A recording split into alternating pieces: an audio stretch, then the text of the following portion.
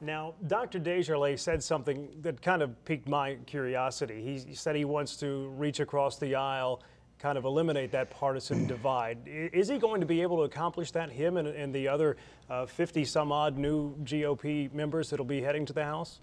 Well, two things. President Obama is going to speak to the nation tomorrow. A lot of this is going to be set by what he says tomorrow and then what he does after that.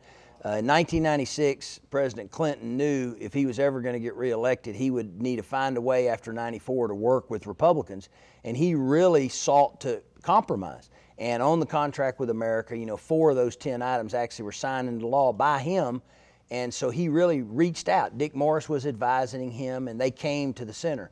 I don't know if President Obama can do that or will do that.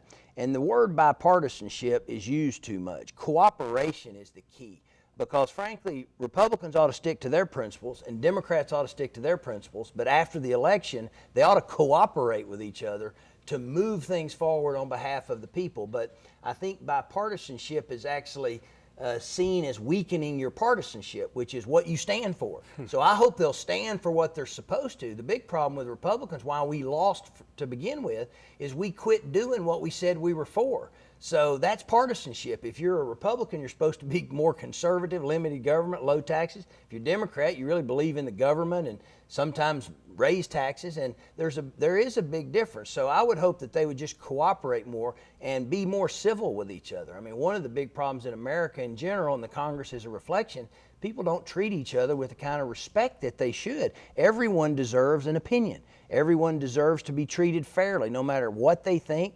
What their sexual orientation is, what color their skin is. Everyone is an individual that deserves respect. We need to respect each other more, and I think Scott and others can go up there and try to build that so that America can see the Congress working for them instead of themselves. I mean, there's a big disconnect still today, even after this election, between Washington, D.C. and average Americans. Well, that being said about cooperation, do you foresee gridlock, though?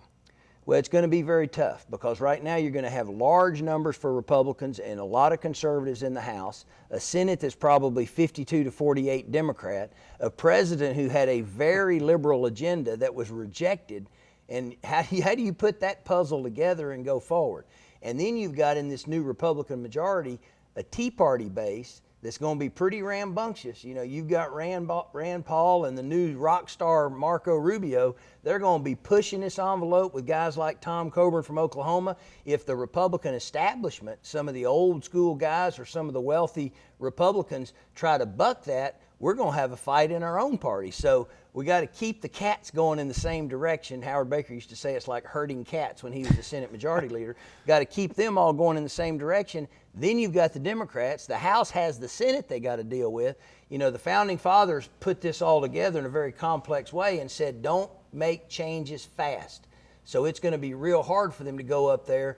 Some simple steps, go back to '08 spending. That's a real easy, simple step that if they could reach a compromise on that, you're going to have to somehow raise at some point. I'm leaving, so I don't have to be politically correct. We're going to have to raise the retirement age so that baby boomers have confidence in these programs because they know they're insolvent going forward.